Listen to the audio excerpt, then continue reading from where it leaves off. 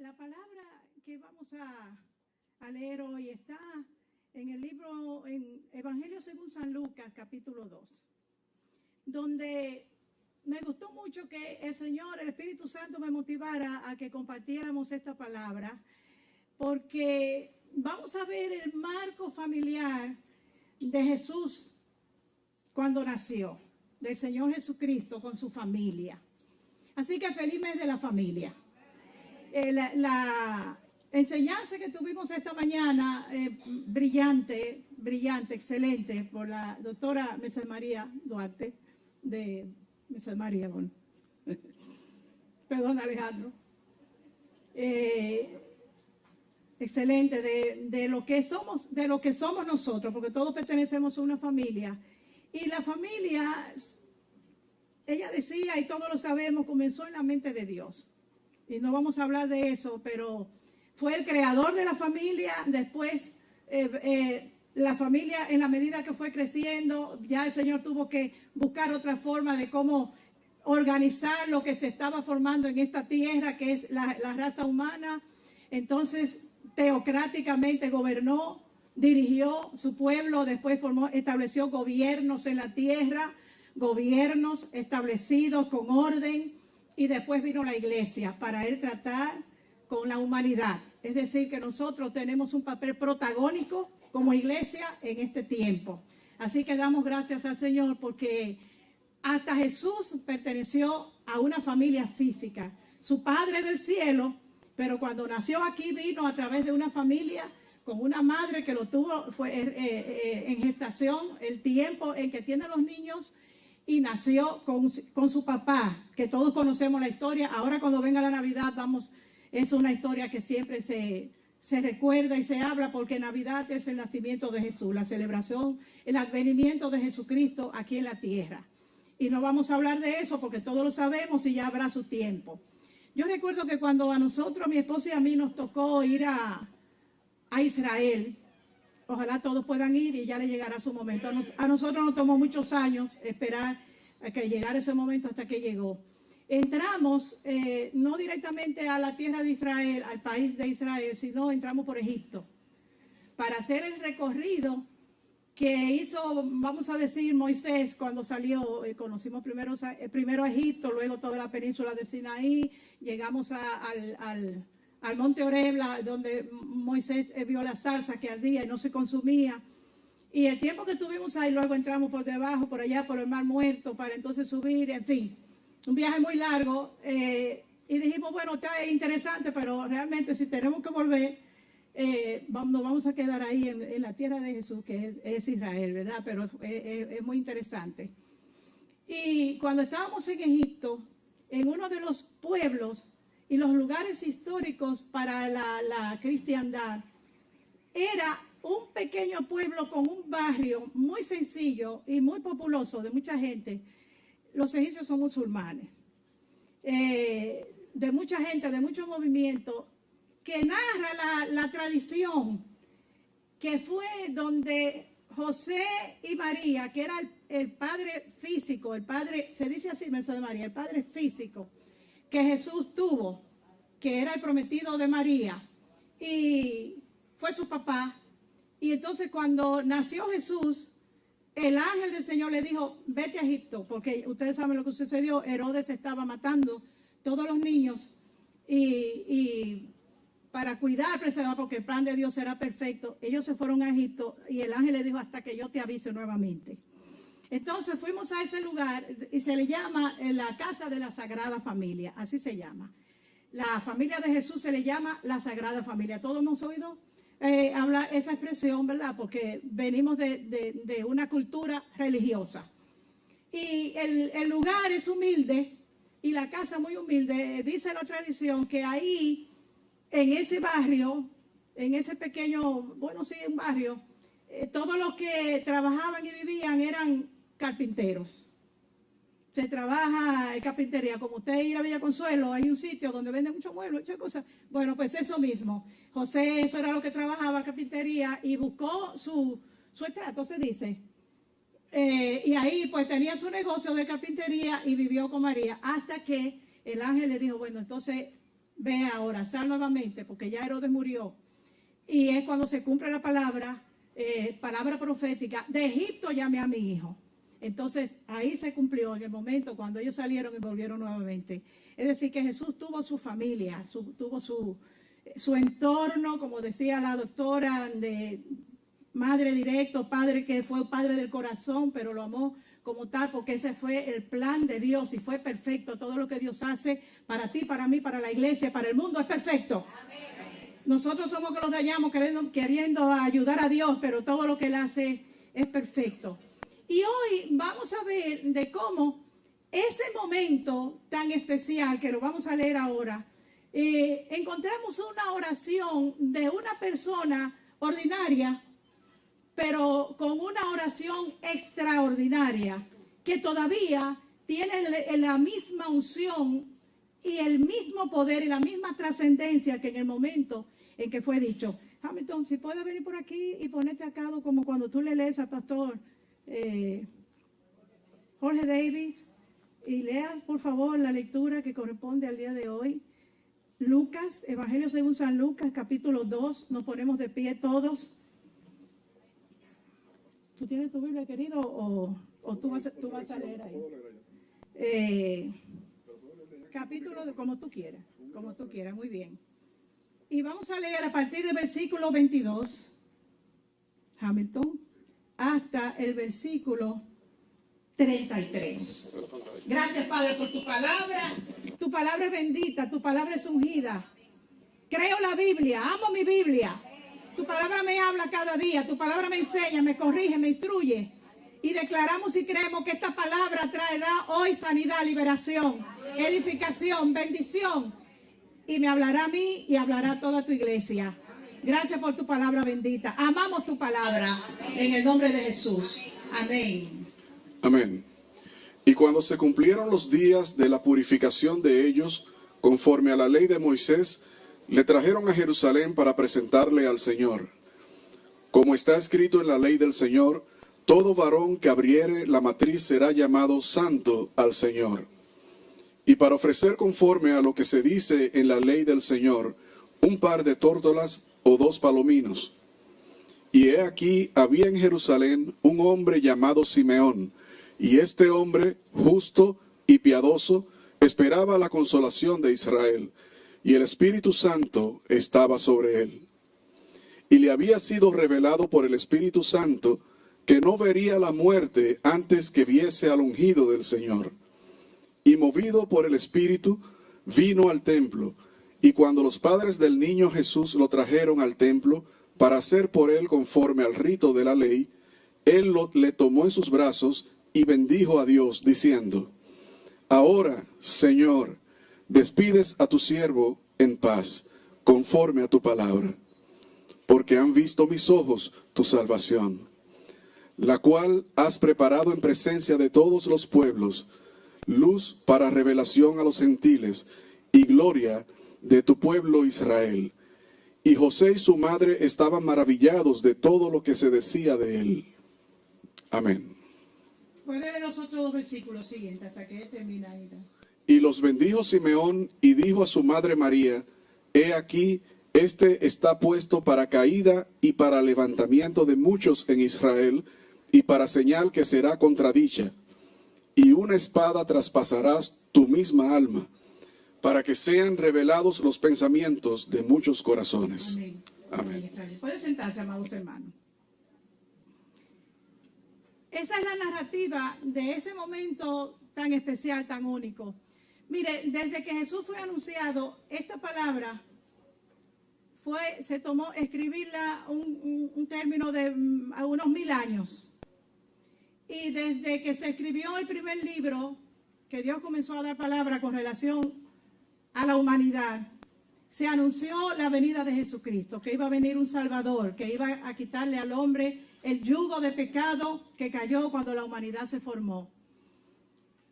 Y Jesús vino en el momento preciso, el día exacto, la estación exacta, donde toda palabra profética concerniente a Él, a su persona y a lo que Él iba a hacer, ya se había dicho. Y el último profeta que del Antiguo Testamento dio su palabra profética y se cerró esa parte y pasaron 400 años antes de que llegase el advenimiento, antes de que viniera el advenimiento de Salvador Jesucristo. Eso se acostumbra a decir el silencio de los 400 años, pero es que ya todo lo concerniente al plan de Dios y a ese Salvador que venía, estaba dicho, ya no había que decir nada. Mire, Dios cuando da una palabra se cumple y punto.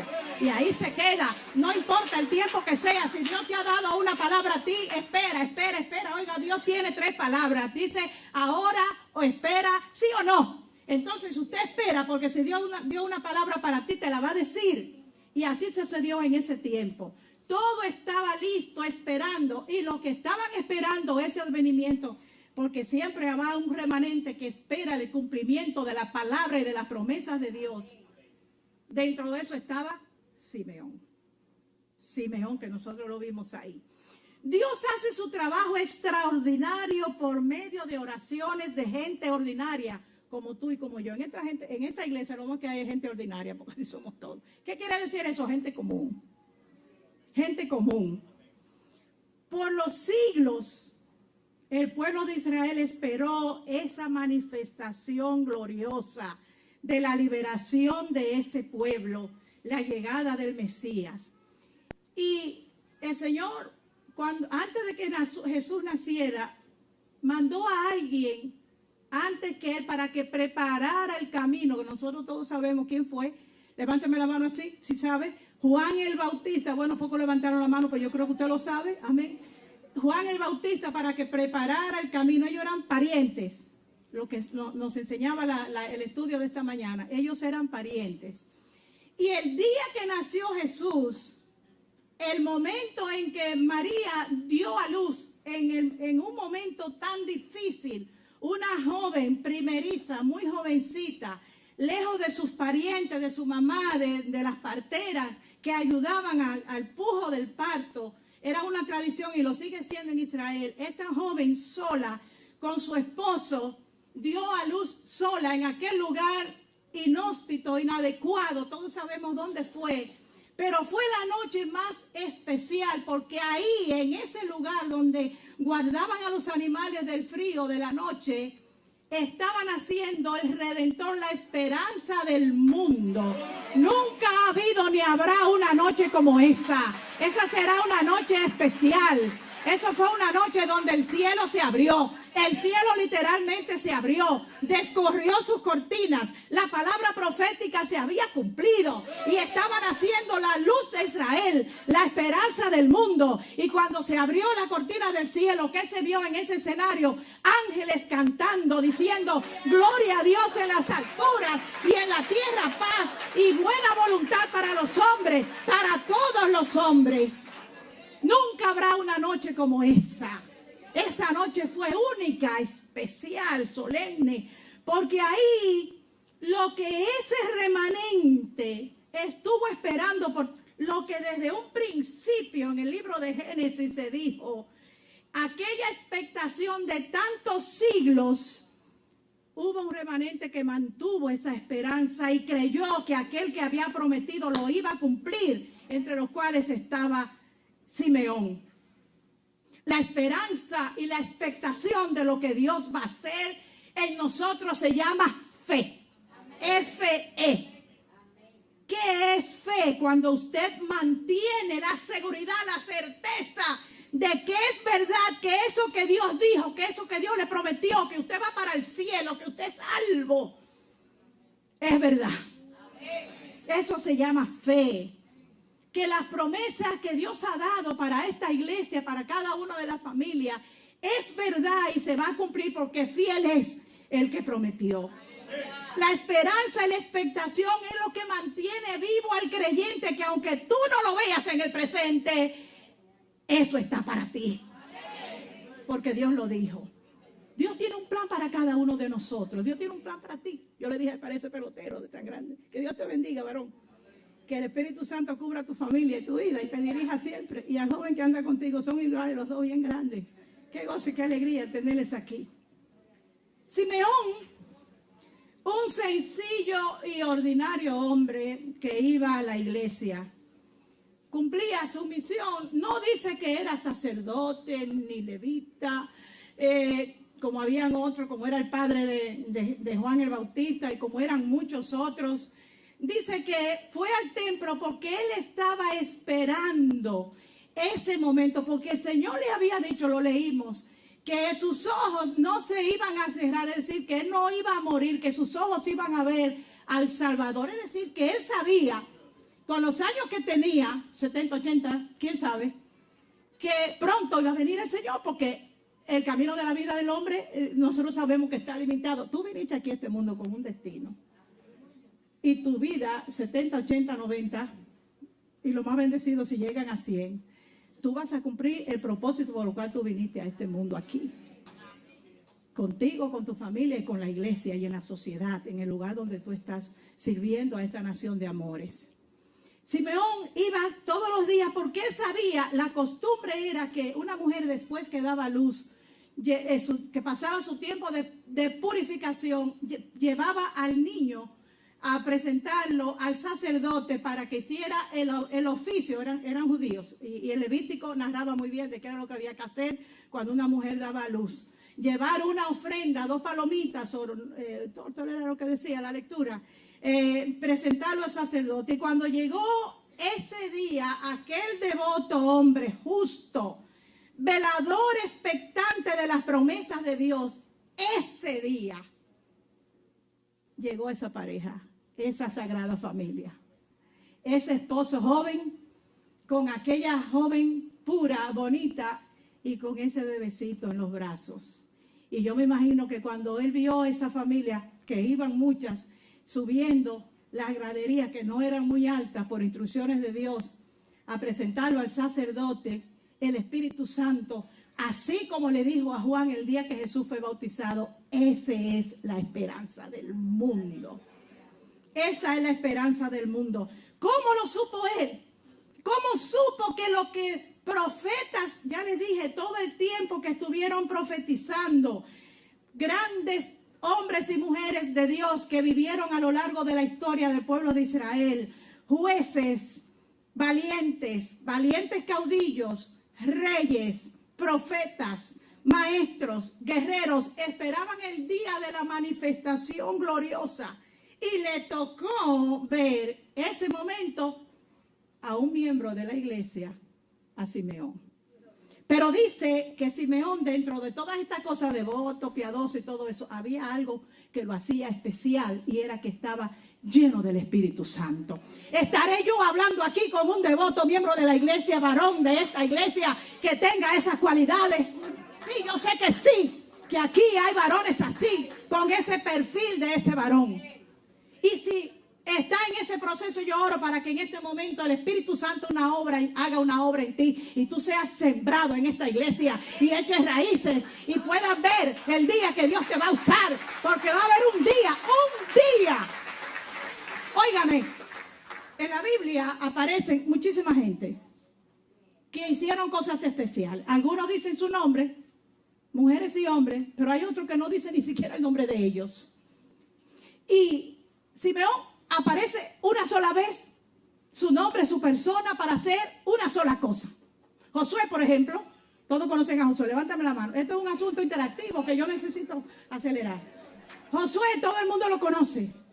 Josué aparece en muchísimas cosas e hizo Dios a través de él. Josué fue a quien Moisés le impuso su mano y le traspasó su espíritu para que dirigiera el pueblo de Israel y entrara al pueblo de tremendo varón. E hizo tantas cosas que se escribió un libro acerca de él. Pero hay gente que nada más sale su nombre y hay algunos que ni siquiera el nombre, pero hicieron una sola cosa. Pero si esa una sola cosa, el momento preciso, tú estás como estaba Simeón en el templo de Dios. El que va al templo de Dios se encuentra con Dios. Mírame para acá. El que va al templo de Dios se encuentra con Dios. Tú puedes encontrar a Dios en muchos lugares, pero si hay una cosa segura, es que tú lo vas a encontrar aquí. Porque aquí hay palabras. Eso sucedió en ese momento. Llegó y vio y tomó ese niño en los brazos. No se sabe si fue antes o después de del ofertorio de ese niño, de la santificación de eso, pero exclamó Simeón aquella oración que nosotros oímos, llena del Espíritu Santo, que hasta este momento, hasta el día de hoy, tiene la misma vigencia con que él lo dijo. Simeón, pero también con Simeón, que no eran esposos, que no le dice ningún ministerio, estaba esta dama, esta señora mayor, que había enviudado hacía muchísimos años, que también iba todos los días al templo. Y en el momento que ella vio que Simeón tomó ese bebé en los brazos, ella se acercó porque era profetisa. Y en el momento que Simeón estaba haciendo esa oración, ella estaba orando y también profetizó sobre ese niño. Y esas dos personas mayores tuvieron la bendición que todos los hombres anteriormente y muchos profetas quisieron tocar, pero no estaba para ellos, sino estaba para ese hombre de iglesia y para esa mujer. Habrá aquí una dama, habrá aquí una mujer. Yo le estaré hablando a una mujer que viene a la iglesia siempre llena del Espíritu Santo, que cree en la manifestación. Ojalá me esté levantando la mano. Mire, si fuera yo estuviera levantando la mano, pidiendo ser yo. Oh, que sea yo, Señor. Porque hay algo que Dios quiere hacer en ti que a lo mejor sea la única cosa. Pero procura, querida y querido, que si es una sola cosa que Dios quiere que tú hagas, la hagas y la hagas bien. Y la hagas bien para la gloria de Jesucristo. En ese niño, en ese bebé que Simeón tomó en los brazos, hizo esta oración. Y espiritualmente hablando, simbólicamente hablando, se bajó de la torre de su torre de vigilancia, de su torre de vigía, como decía Habacuc. Me voy a subir aquí, a mi torre de vigía, porque yo no entiendo. ¿Ustedes saben quién era Habacuc? Un profeta. Y no vamos a dar un estudio de Habacuc porque entonces... Pero ¿qué estaba sucediendo? Que un pueblo que estaba en desobediencia le piden liberación y sucede que Dios le manda a un pueblo más malo que ellos encima para que lo gobernara y le tenía un pie puesto aquí. Entonces Habacuc, que había profetizado que vendría consolación para Israel, ¿qué sucede? Le mandan un gobierno, creo que eran asirios o caldeos, quién sabe, bien malo, y él le dice, pues ¿qué es lo que está pasando? Yo me voy a subir aquí en la torre de mi vigía, desde aquí yo voy a ver qué es lo que tú vas a hacer, porque yo sé que aunque la higuera no florezca, aunque no haya vida en el refugio, aunque no haya vacas en la majada, yo me alegraré en Dios mi salvación, porque yo sé que tú cumplirás lo que tú has prometido para mi pueblo. Y estuvo ahí esperando. Pero ¿sabe una cosa? Habacuc tampoco vio. Tampoco vio. Es decir, que Simeón sí vio qué perfil tenía aquel varón. Oh, que todo ministro, profeta o maestro en este tiempo tenga ese perfil espiritual que tenía Simeón. Mire, no esté pensando en que haya que tener doctorado en divinidades y en todo eso, y eso es bueno, eso es buenísimo, pero el mejor perfil que un ministro, una mujer de Dios puede tener es que sea justo, devoto, temeroso de Dios, lleno del poder del Espíritu Santo y que venga todos los días al templo. Hey, que ven, ustedes me ven brava, pero que yo predico así. Yo predico así, sea bendito el Señor. El mejor perfil que un ministro puede tener es ese. La aparición de la estrella de David. Por eso es que se le dice estrella de David a Jesús. La aparición de la estrella de David. Que salió esa noche un lucero como nunca se había visto el día que nació Jesús. Que iluminó todo aquel campo. Y que aquellos astrólogos que venían de por allá, de otras leganes tierras, vieron aquella estrella refulgente. Pero ¿qué es eso en el firmamento? Algo está diciendo. Y esa estrella se paró en ese lugar pobre y oscuro y frío donde estaba esta sagrada familia, donde había nacido Jesús y lo había envuelto María en aquellos pañales que ella preparó para ese bebé, y así pudieron llegar, porque la estrella de esperanza, el sol de justicia que Habacuc dijo que iba a venir, había llegado a esta tierra. Sea bendito el Señor. Dios cumple su palabra. Y bajó de la torre de su vigía porque ya lo tenía, no por fe, sino por vista. Estaba tocando a aquel bebé dulce. Todos los bebés son lindos. Aquel bebé tijero. ¿Usted se imagina a Jesús con su carita bonita, Yo no sé qué color tendría, ni de cabello. Yo sé que era lindo, como son todos los bebés. Y cuando toma ese bebé, lo primero que dice: ahora, Señor, despide a tu siervo en paz, porque han visto mis ojos físicos la salvación. Pero por cuanto era profeta, con ese niño todavía cargado, entonces hace así y toca a esta muchacha y le dice: todavía algo profético y trascendente, y una espada traspasará tu corazón. Antes de decir: porque este bebé ha venido para levantamiento y humillación de muchos. Así es la obra de Jesucristo. Así es la obra de Jesucristo. Pero le dijo aquella palabra profética que luego se cumplió el día que Jesús fue clavado vivo, joven, en una cruz. Y ella como mamá, como decía la doctora esta mañana, los lazos sanguíneos de afecto y de amor. Una madre será madre, no importa cómo sea el hijo, no importa cómo sea el hijo, no importa cómo tú seas. Tú tienes una mamá que te dio a luz, que va a querer siempre, pero es bueno que tú seas buen hijo, como fue Jesús. Y una espada traspasará tu corazón. Y el día que Jesús estaba clavado ahí, imaginamos nosotros cómo estaba. Su corazón traspasado, su corazón traspasado. Así que las expectativas, sobre todo si son en Dios, un joven tiene expectativa de graduarse, la muchacha de graduarse, pero de enamorarse, de casarse, muchachos, y entonces las muchachas son condicionadas. Yo no quiero niño, yo lo quiero, que si yo qué, yo lo quiero, yo de muchísimas maneras. Mira, lo importante es que tus expectativas estén en Dios, porque Dios va a coronar tus necesidades, sus ideales, y eso es bueno que sueñen, pero lo importante es que tu esperanza descanse en aquel que es fiel para cumplir lo que ha prometido. Y ahí terminó la obra de Simeón. Eso fue todo. Anda así, ya. Pero se cumplió el propósito por lo cual Dios lo tuvo todo ese tiempo. Tenía que ir todos los días, porque yo no sé si todos los días, o eran los sábados, yo no sé, no, los sábados no. Los sábados era el día de adoración, pero me imagino que todos los días iban gente, esposos, a ofrecer a sus hijos. Es decir, que él iría todos los días. En la iglesia hay algo todos los días, ¿oyó?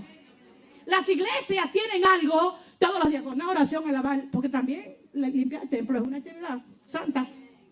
Santa. Me dicen a mejor, no me digan a mí. Pero la iglesia tiene actividad todos los días, de noche, de mañana, mediodía. Tiene. Lo importante es que tú te mantengas en contacto expectante de qué Dios va a hacer en ti en este caso. Porque la iglesia, Dios siempre va a estar trabajando y orando y obrando. Siempre, siempre, siempre. Aquí habrá acción de Dios. Pero en tu vida, a lo mejor va a ser solamente un día. Yo tengo que terminar porque se me están durmiendo. Posiblemente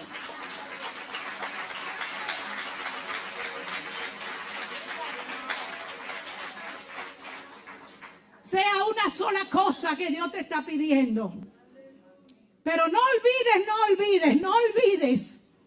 que lo que Dios te pida que haga a favor de su pueblo, o desde la iglesia, o en tu torre de vigía, que puede ser tu casa, porque tú tienes que vigilar por tu familia. Mira, tú tienes que tener una vigía, una torre de vigía para tú velar por tu familia, porque posiblemente en tu familia tú vas a ser el único que va a subir allá y va a pedir: yo me voy a parar aquí a esperar qué tú vas a hacer con mi hermano, con mi mamá, con mi abuelo. Yo voy a estar expectante, esperando la manifestación tuya en mi hijo, en mi hija que está presa o que está preso. Yo estoy aquí esperando a ver qué tú vas a hacer, y tú vas a liberar mi familia. Posiblemente ese sea el único trabajo que Dios te ha puesto, pero si te ha puesto eso, gloria a Dios, que cuando llegue el día de la visitación, tú estés lleno del Espíritu Santo y esperando ver lo que Dios va a hacer. Oh, sea bendito el Señor.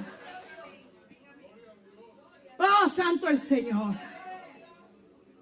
Este hombre ordinario, común, ni siquiera vestía túnica, batola de la que usaban los levitas o los sacerdotes, nada de eso. Él tenía ropa común, como tú,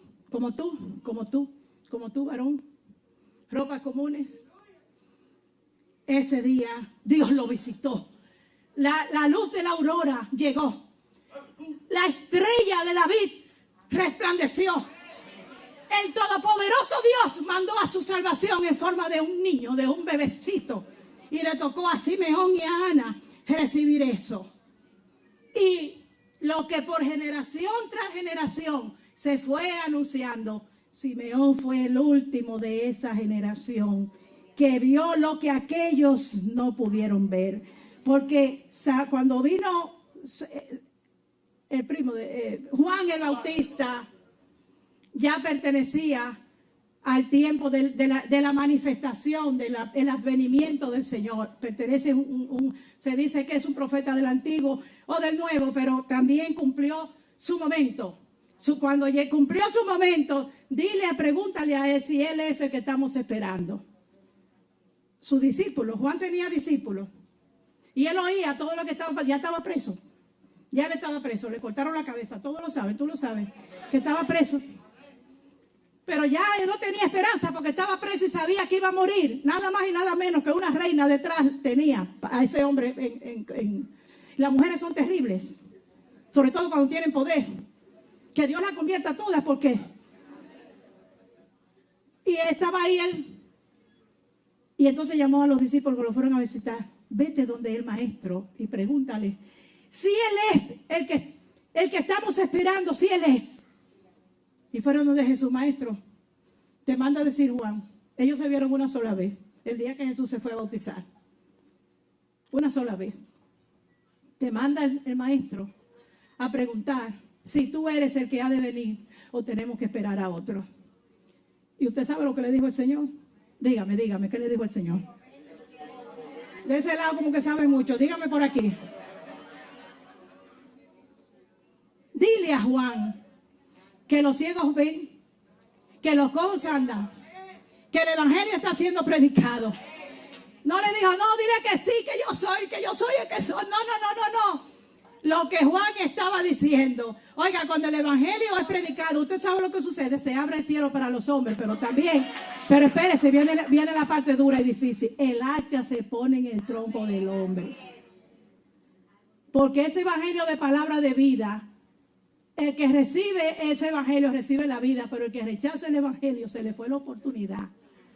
Y Juan decía, el hacha está puesta en el tronco del árbol y todo árbol que no da fruto,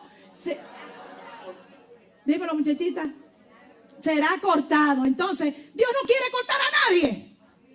Dios quiere que todos los hombres procedan al arrepentimiento. Y entonces Jesús le mandó, y Juan dijo, ya, puede despedirme en paz. Y una mañana fueron a buscarlo, lo sacaron de su calabozo donde estaba, lo llevaron a un lugar, quién sabe, y ahí le cortaron la cabeza, pusieron su cabeza en una bandeja y se lo llevaron a aquella mujer. Y ahí terminó, pero a lo que Dios lo mandó, lo cumplió, lo hizo, porque Juan tenía otro elemento que estaba lleno del poder del Espíritu Santo. Pero tranquilo, relax, el Espíritu Santo está aquí para nosotros. Que tú puedes tener la misma unción y tú la misma unción de aquellos hombres. Todo está que nosotros nos dispongamos a hacer lo que el Señor quiere. Sus expectativas eran firmes y ellos recibieron. Ahora la gran pregunta, y este es el centro de lo que estamos hablando. ¿Tú tienes expectativas de fe? ¿Tú la tienes? Levántame la mano, hermano, para saber si la tienes. Entonces viene la siguiente pregunta.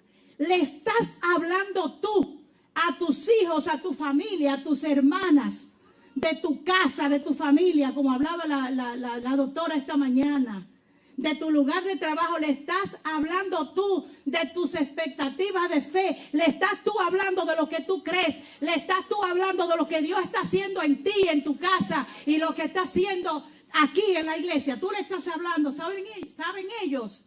Porque déjame decirte, nosotros estamos aquí por un tiempo, esta figura, y como todos ustedes vamos a desaparecer.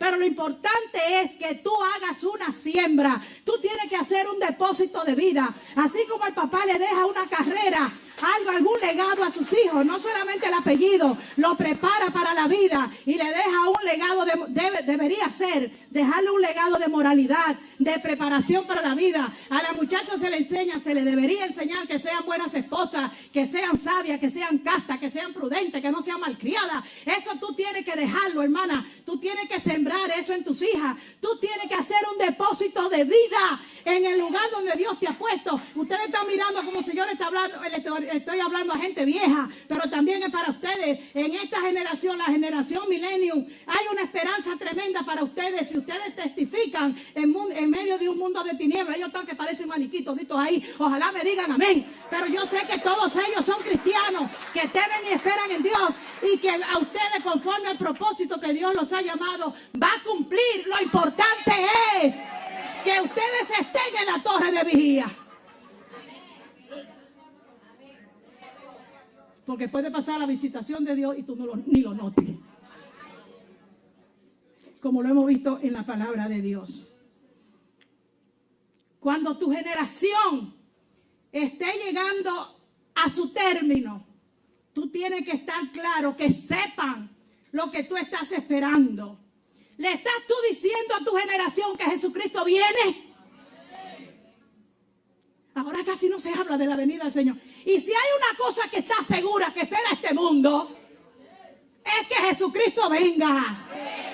Y la iglesia no son nuestras cuatro paredes, la iglesia son estos hombres y estas mujeres santos que están aquí, que en tu lugar de trabajo tú tienes que decir: yo estoy esperando la venida de Jesucristo, porque Él dijo que va a venir, y los muertos en Cristo resucitarán primero, y luego nosotros, si estamos vivos, los que hayamos quedado, nos iremos con el Señor y lo recibiremos en la nube, y hay una esperanza de vida eterna para todo aquel que cree. Yo creo que tú debes estarlo haciendo, y si tú no lo estás haciendo, déjame decirte, parece que estoy brava, pero óigame bien, lo importante es que tú lo hagas, que tú le dejes un depósito de vida, no solamente un depósito en el banco, no solamente un depósito en un título, no solamente un vehículo, un motor o lo que sea, no, déjale una esperanza, una formación, que tus hijos sepan: mi mamá fue cristiana y me enseñó a servir a Dios.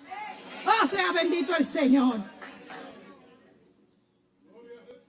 Pásale tu expectación, tu expectativa a la siguiente generación.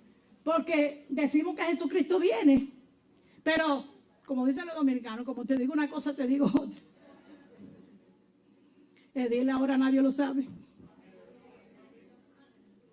Entonces, decimos que viene porque las señales se están cumpliendo.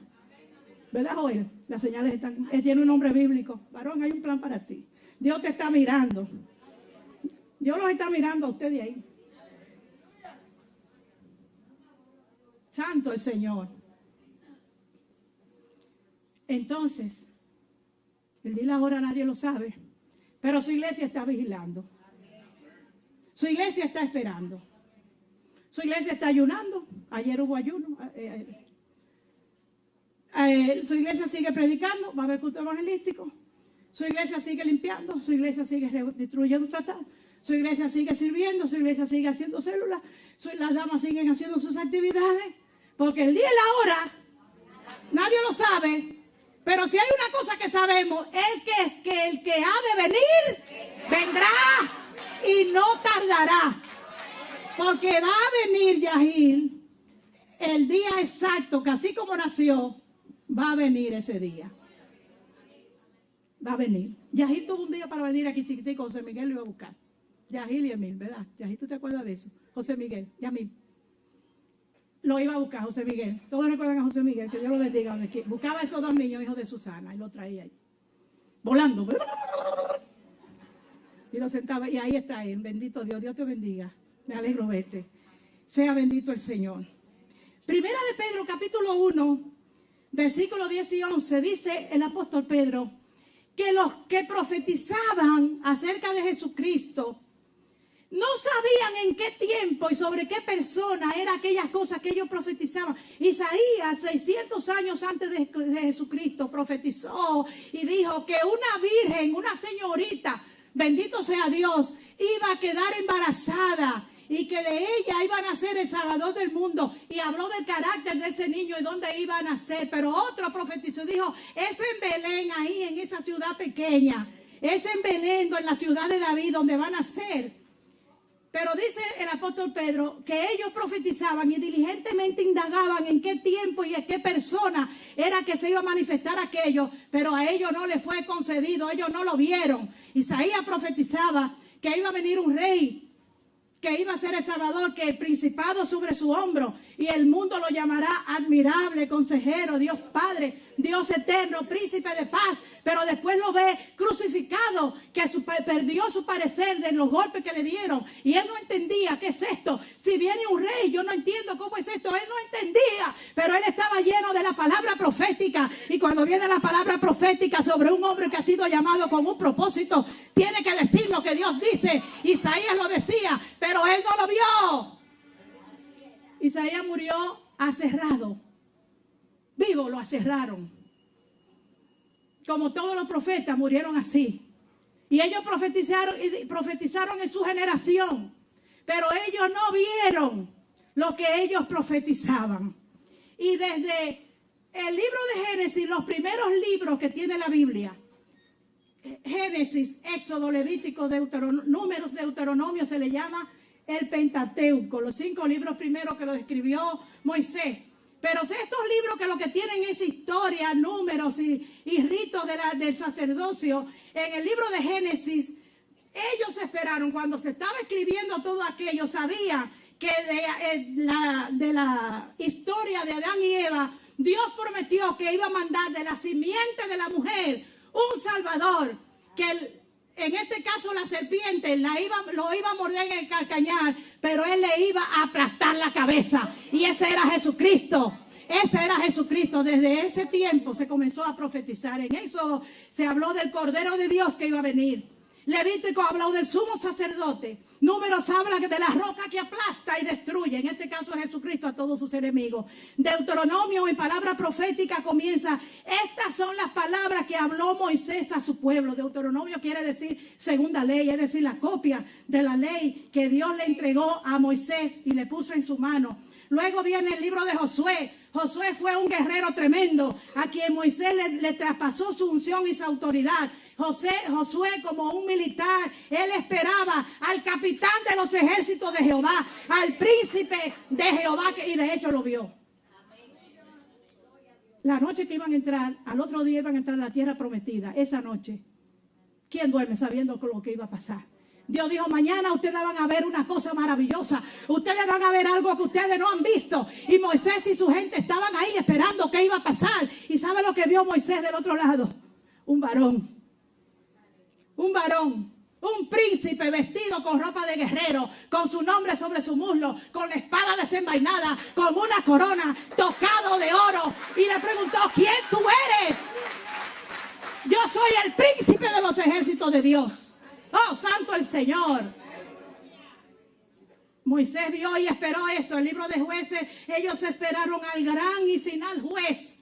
En el libro de Ruth, que es de historia, pero tiene una mezcla profunda con la vida de Jesús. Ruth esperó al celestial pariente redentor, y nosotros sabemos que apareció ese pariente. Yo estoy hablando a gente que lee la Biblia.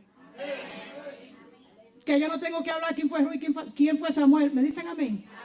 Porque se entiende que ustedes entienden. Primera y segunda de Samuel. Samuel esperó al ungido de Dios. De hecho, ungió reyes. Pero él esperaba un ungido por encima de toda unción. Samuel lo esperó. Y Samuel murió y no vio a ese ungido. No lo vio, vio a David. Pero a ese ungido que venía. Primera y segunda de Reyes, ellos esperaron al Rey de Reyes y Señor de Señores. Primera y segunda de Crónica, ellos esperaron ver la gloria de Dios en el templo. Al Dios de la gloria, su gloria llenando el templo, porque se veía la gloria de Dios, el Shekinah de Dios que llenaba de humo. ¿Ustedes han leído eso? Que cuando se cantaban, los sacerdotes cantaban y el pueblo adoraba a Dios, bajaba la presencia de Dios en forma de nube. Una nube, hermano, una nube sobrehumana, una nube que no era de fuego que hacían. La presencia de Dios se ponía ahí sobre ese templo, en la Shekinah de Dios descendía, y era tanta la nube, era tanta la presencia que los sacerdotes no podían entrar porque la gloria de Dios lo llenaba todo. Pero ellos esperaban todavía una gloria mayor. Y ellos no lo vieron, no lo vieron. En el libro de Esdras, que era un maestro de la palabra, leyó la ley por varios días en voz alta. Esdras esperó al maestro que vendría de parte de Dios. Nehemías, que fue reconstructor de la ciudad que había sido llevada cautiva, Nehemías esperó al reconstructor de vidas rotas, como estaba, porque todos estaban en crisis. Esther esperó al protector de su pueblo. Job esperó en el único consolador en tiempos de dolor y tribulación. Todas las tribulaciones del mundo le vinieron a ese varón. Pero una cosa sucedió, que no perdió la esperanza. Él decía: yo sé que mi Redentor vive, y aunque esta carne se deshaga, mi carne ha de ver a Dios. Pero él pasó y Dios le reconstruyó su vida, pero Job tampoco lo vio. En el libro de los Salmos, a los Salmos, Proverbios, Eclesiastés y Cantares se le llama literatura sapiencial, porque eso se habla de arte, de música, de poesía, de canciones, de poemas, y luego está la sabiduría que contiene el libro de Eclesiastés y el libro de Cantares. Pero cada uno de ellos, conforme a lo que lo escribieron, quienes lo escribieron, en el libro de los Salmos, sobre todo David esperaba al verdadero Señor. Dijo el Señor a mi Señor: siéntate a mi diestra hasta que ponga a tus enemigos debajo de su... Él era el Señor de ese tiempo, pero él dijo el Señor a mi Señor. ¿De quién está hablando? Entonces, en los Salmos ellos esperaban al rey, pero también esperaban al buen pastor. El Señor es mi pastor, dilo conmigo. El Señor... Dilo. Sigue diciéndolo. Dígalo con el Salmo 23. Feli, diga el Salmo 23. Cuando Feli se distraía, oigan esto. Cuando Feli estaba chiquito, que se dormía, el pastor le decía: Feli, venga acá, siéntese ahí. El pastor tenía una silla aquí, porque estaba hablando muchísimo con Rubén y con... Venga acá, Feli, porque era que... Siéntese aquí, Feli. Y el mensaje entero, Feli sentado ahí como un pastor. Que esa palabra queda sobre ti. Y ahí se dormía. Entonces hoy lo que era que filmaba a Feli durmiendo. Y en uno de los videos que pasaba Zoilo, ahí salía Feli. ¿Te acuerdas, Zoilo, de ese video? Tú lo tienes. En el libro de Proverbios, ellos esperaban la sabiduría de Dios. La sabiduría se paró en las esquinas, preparó su banquete, preparó su casa, perfumó su casa, se vistió de hermosura y salió por las calles a invitar a los que vinieran a su banquete. Y le decía: vengan a mi casa para que sean saciados. Vengan. Salió a invitar, pero la sabiduría volvió. Porque pocos quisieron recibir la sabiduría. Es Dios, es Jesucristo el Señor. El que viene a Jesucristo, inmediatamente, ipso facto, le llega la sabiduría, la revelación de Dios. La revelación de Dios. En el libro de Eclesiastés, el predicador esperaba al predicador del reino de Dios. Aquel que Juan anunció: viene detrás de mí uno, del cual yo no soy digno de desatar la sandalia de su calzado. Eclesiastés esperaba a ese predicador del reino. Ustedes saben qué dice el predicador. Se llama a sí mismo. En el Cantar de los Cantares, donde todo el que está enamorado habla, el Cantar de los Cantares habla que él esperaba al novio de la novia, que es la iglesia. La novia del novio. ¿Usted sabe quién es ese novio? A mí me gustaría que ustedes me hablen como con más fuego, porque yo estoy aquí en fuego. Además de calor que yo tengo, yo estoy con el poder de la palabra de Dios, porque está muy fluyendo en mí. Pero yo quisiera que usted esté igual. Mire, en las iglesias en los Estados Unidos, las iglesias afroamericanas, me encanta ir ahí, porque ellos dicen: eso es go ahead, sí, yes.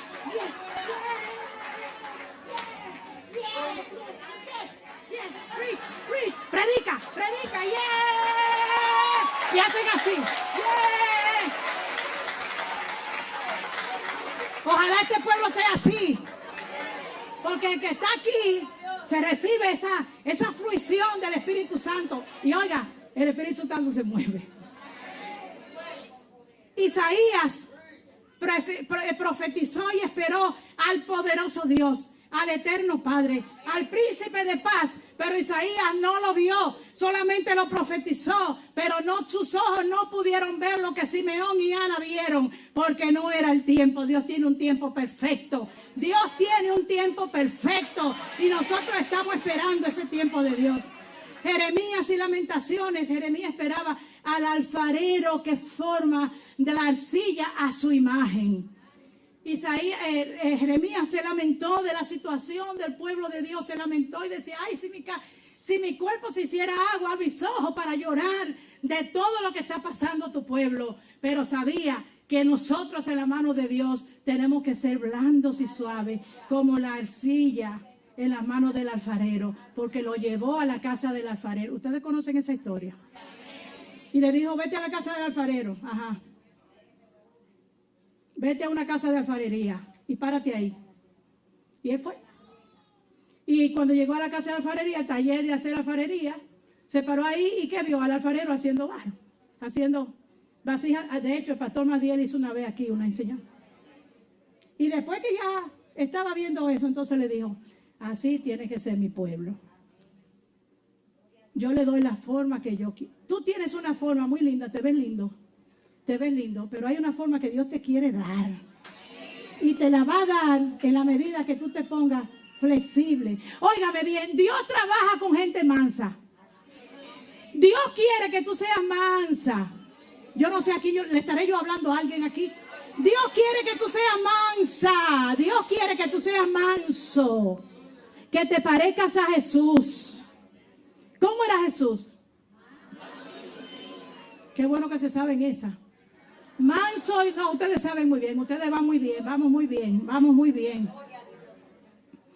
Daniel, aquel joven que se salió chiquito, lo sacaron chiquito de su tierra, de su pueblo, y lo llevaron nada más y nada menos que a Babilonia. Por allá bien creció entre cautiverios, viendo a su pueblo cautivo, pero a él y a ese grupo de jóvenes les tocó que fueran preparados con toda ciencia y todo conocimiento. Pero Daniel tenía un don profético que cuando Dios da ese don no te lo va a quitar.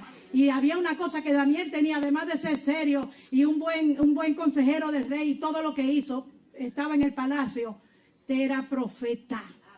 Y profetizó que se podía esperar. Pero además de eso, cuando tuvo que entrar al foso de los leones y al horno de fuego, ellos esperaban al cuarto varón. ¿Quién es el cuarto varón? Oh, que entraron esos tres jóvenes a un horno encendido, lo encendieron 7 veces, pégale fuego ahí, y cuando esté bien ardiente, tira a esos muchachos para que desde que entren, cuando el guardia fue a abrir el horno, el fuego los consumió, y tiraron esos muchachos ahí, y ahí dejaron para que se ardieran. Y cuando fueron a abrir el horno para ver cómo iba ese proceso, el rey le dice, ¿qué tú estás viendo? Y dice, bueno, yo no sé, porque echamos 3 jóvenes, pero yo estoy viendo 4.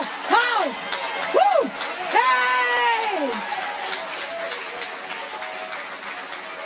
¡Hey! El cuarto varón. ¡Ja! Oiga, ¿qué título tiene Jesucristo? El cuarto varón en el horno de fuego. Así que no te preocupes, hermano. Cuando te toque entrar el horno de fuego, yo oro para que no te llegue esa experiencia. Eso es terrible. Yo he visto gente literalmente con su vida, con su problema, estar en horno de fuego. Pero yo le he dicho, no te preocupes, que contigo hay uno que está pasando lo mismo que tú. Y él te va a sacar. Esa prueba no te va a durar. Ese cuarto varón te va a ayudar. Oseas. Todos sabemos la historia de José, este joven, este muchacho de la iglesia, como son los muchachos de aquí. Todo joven aquí tiene que ser santo. Puro. De vida limpia. Porque esa es la vida cristiana. Pues José hacer así. Y el Señor le da por instrucción, vete y cásate. Todos saben. Con una prostituta. Y él le dijo, pero Señor, ¿cómo tú me pides eso?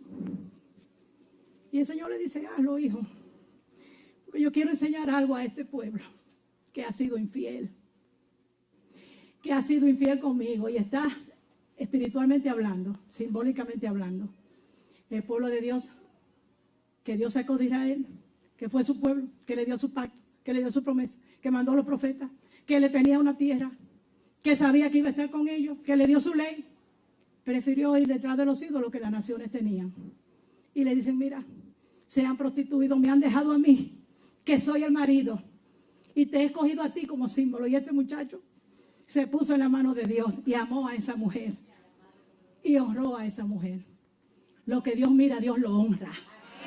No importa la condición que tú hayas tenido, no importa cuál sea tu situación, hombre o mujer, no importa. Si Dios pone tus ojos sobre ti, te honra, te limpia, te sana, te ama, te da nombre y te da apellido. Y te sienta ahí y te dice, tú eres mi hijo, yo te he amado. Te besa y te quiere y promete caminar contigo. Joel esperaba el bautismo del Espíritu Santo, y derramaré mi espíritu sobre toda carne, y los jóvenes verán visión, y los ancianos soñarán sueños, y toda carne será llena de conocimiento de la gloria de Dios, como las aguas cubren el mar. Joel esperaba eso, pero Joel no lo vio. Amós, que todo lo que le tocó fue dar palabra a un pueblo que no le ponía atención. Quítalo de ahí, quítalo, quítalo. Siempre habló el autor del juicio y la misericordia. Dios hace juicio. Ay. El libro de Hebreo dice, dura cosa es caer en manos del Dios vivo. Ay. Del que caiga. Ay de las naciones que caigan en manos del Dios vivo, del que hace justicia. Pero hay una cosa que acompaña a ese Dios así, que parece austero, que es justo, caiga quien caiga, cumple su justicia, que si hay una cosa que Dios es que es misericordioso. Y tiene misericordia de todo el mundo. No le temas al juicio de Dios, teme al juicio de los hombres. Porque el juicio de los hombres, miren, nos cortan la cabeza y nos aplastan. Pero el juicio de Dios siempre, siempre, siempre, siempre, siempre habrá misericordia, porque eres lento para la ira, y dígalo conmigo, y grande en misericordia. Oh, bendito sea Dios.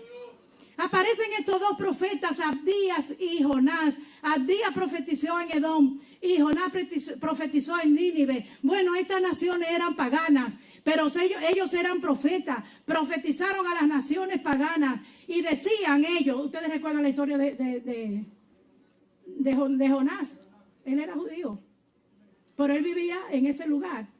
Vete allá y dile, profetiza que Nínive será destruida. Pues ¿cómo va a ser? Tú le vas a profetizar, porque era bravísimo, era rabioso. ¿Cómo va a ser que tú le vas a profetizar? Tú no ves lo que están haciendo, son idólatras en esto. Ve y profetízale. No, porque si tú me mandaste para allá donde está Nínive, pues yo me voy por aquí. Yo me voy por aquí porque yo estoy bravo. Que tú le vayas a predicar a esa gente y le diga que yo tenga que decirle que tú tienes misericordia. Y se fue por aquí, cogió un barco y vino un pez, como dicen el corito de los niños. No lo hizo caso a la palabra de Dios. Por eso al mar profundo la gente lo tiró.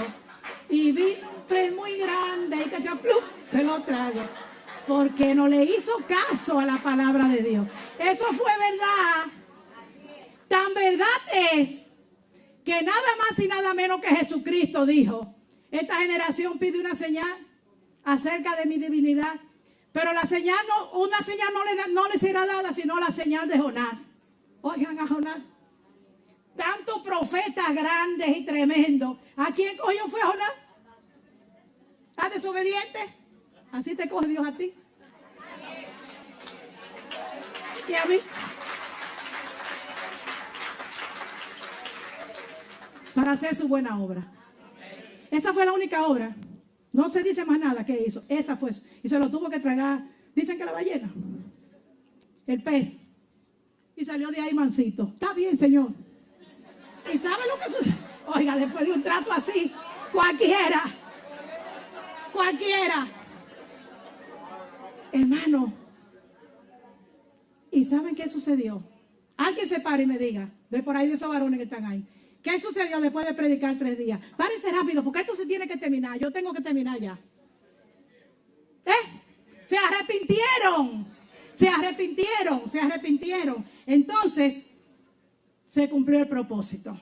Así que Dios le manda a naciones paganas, pero que si se vuelven a Dios, juicio vendrá. pero la palabra de Dios, el Dios de misericordia, vendrá a ellos. Miqueas habló y esperó al gran intercesor. Nahum habló de la fortaleza en el día de la prueba. Un único versículo tiene que le da a usted, Nahum 1:15, mire hermano, y 1:3, apréndase esa palabra, pero 1:15 él dice, la fortaleza vendrá a este pueblo, lo dijo muy claro. ¿De quién vendría la fortaleza? Nahum, Jehová es bueno, fortaleza en el tiempo de angustia y conoce a los que son suyos. Tú eres, si hay una cosa que tú perteneces es a Dios.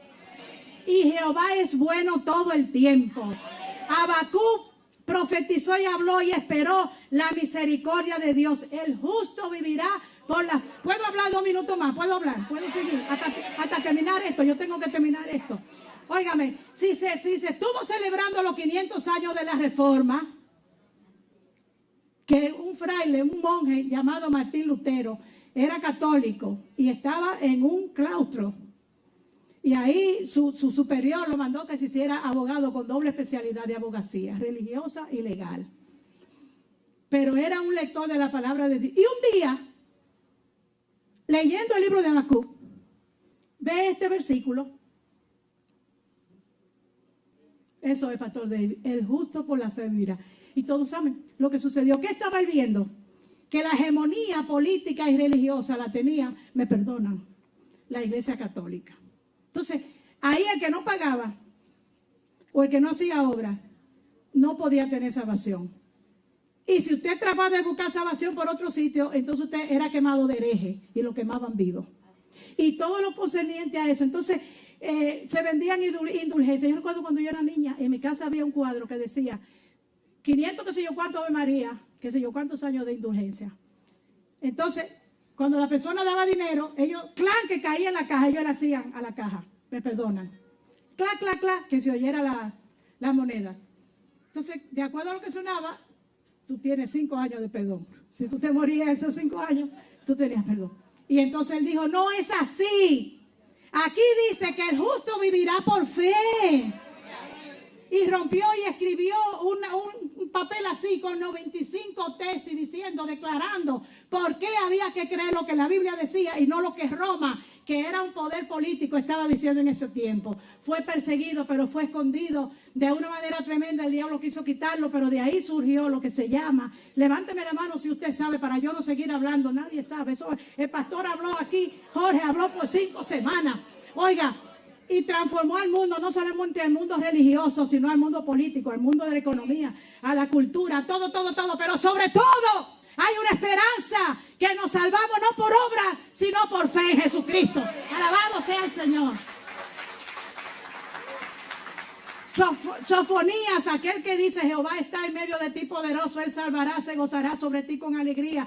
Él esperaba al establecedor del pueblo de Dios. Ageo esperaba al deseado de todas las naciones. Óigalo cómo era la palabra de Ageo. De aquí a poco, dice Jehová, así era que hablamos los profetas.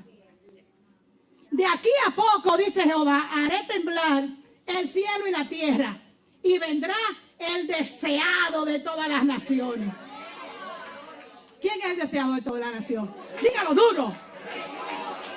Si nosotros no lo decimos, las piedras lo van a decir. ¿Quién es el deseado de todas las naciones? Sea bendito el Señor.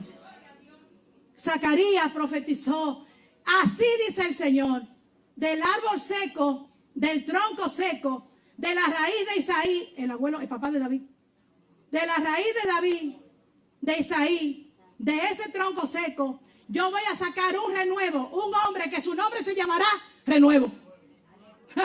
Oiga qué nombre. Pues ese es uno de los títulos de Jesucristo.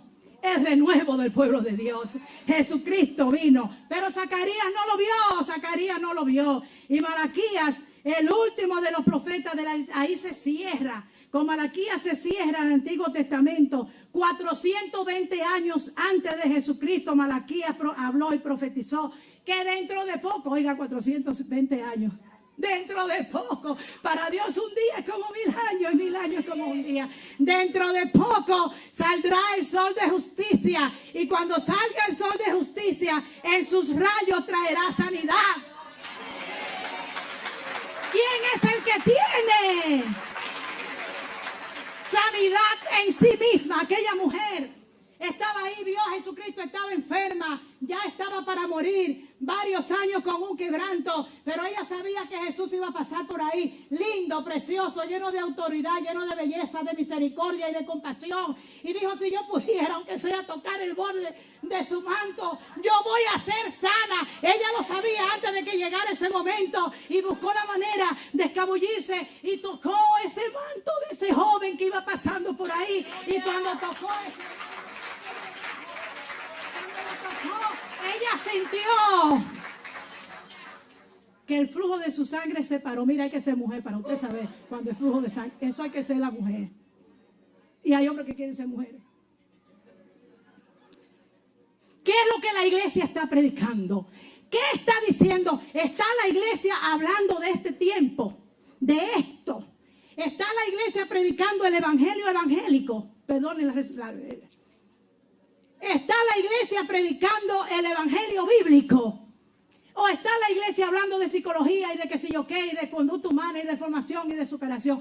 ¿Qué es lo que la iglesia está diciendo? Oiga, yo he encontrado al venir a este país, yo vivo en un pueblo por allá, un pueblo pequeño, de ahí la gente no es famosa, ahí no hay nadie famoso. Y yo encuentro mujeres de Dios que dicen, yo porque yo estoy empoderada. Y hay un empoderamiento que tiene la mujer dominicana. ¿Y qué sucede? He visto mujeres con una autoridad tremenda, que no quieren obedecer al marido, que tienen una autoridad y tú la ves por ahí. ¿Qué es esto? ¿Qué es esto? La iglesia tiene que predicar que la mujer tiene que ser suave, dulce y sumisa, como un vaso frágil, que tiene que obedecer y amar a su marido, que está llamada. Pero ¿qué es lo que la iglesia está diciendo? Oiga, si hay una cosa que la iglesia nunca va a hacer, es quitarle la autoridad al hombre. La mujer, como decía la doctora, hay una línea de autoridad. Ojalá yo hablara tan lindo como ella, pero hay una línea de autoridad. Aunque haya madre soltera, hay una línea de autoridad que el hijo no puede ser varón de la casa, porque entonces la autoridad se rompe. Entonces la mujer tiene la autoridad que la palabra de Dios dice. ¿Qué está enseñando la iglesia en este tiempo? Hace falta que la iglesia predique el mensaje puro, sencillo, de fe. Que una mirada de fe es la que puede salvar al pecado. Y si tú vienes a Cristo Jesús, Él te perdonará. Porque una palabra de fe es lo que puede salvar al pecado. Los músicos vengan ahí, vayan pensando que van a cantar, porque ya yo estoy terminando. Ninguno de ellos vieron lo que habían anunciado. Y oigan lo que dice el libro de Hebreos. Y me permiten, no voy a decir que voy a terminar porque ya lo he dicho 2 veces.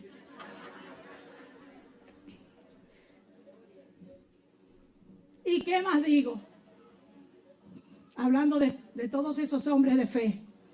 Porque tiempo me faltaría contando de Gedeón, de Barak, de Sansón, de Jefté, de David, así como de Samuel y de los profetas, que por fe conquistaron. Estoy leyendo en Hebreos 11, capítulo del 32 en adelante.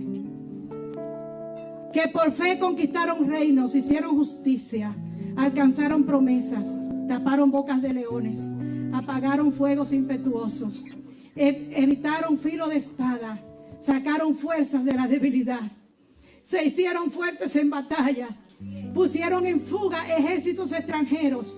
Las mujeres recibieron sus muertos mediante resurrección, mas otros fueron atormentados, no aceptando el rescate a fin de obtener mejor resurrección. Otros experimentaron vituperios y azotes, y más que esto, prisiones y cárceles. Fueron apedreados, aserrados, puestos a prueba, muertos a filo de espada. Anduvieron de aquí para allá cubiertos de pieles de ovejas y de cabras, pobres, angustiados, maltratados, de los cuales el mundo no era digno, errando por los desiertos, por los montes, por las cuevas, por las cavernas de la tierra. Y todos estos, aunque alcanzaron buen testimonio mediante de la fe, no recibieron lo prometido. Pero esta es la buena noticia y lo bueno: proveyendo Dios alguna cosa mejor para nosotros, para que no fuesen ellos perfeccionados aparte de nosotros.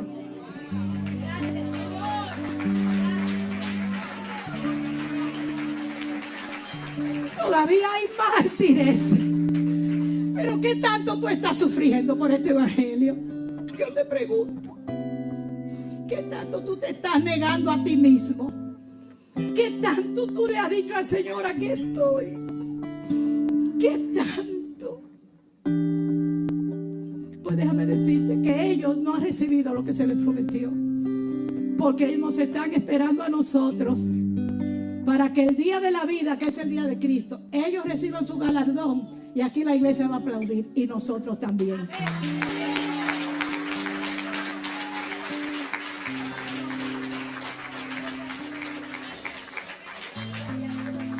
Ahora mis ojos ven y han visto lo que otros esperaron, la consolación de Dios. Amados hermanos, las expectativas equivocadas deprimen y defraudan, pero las expectativas en Dios y de Dios nunca, nunca, nunca, nunca fallarán. Nos ponemos de pie.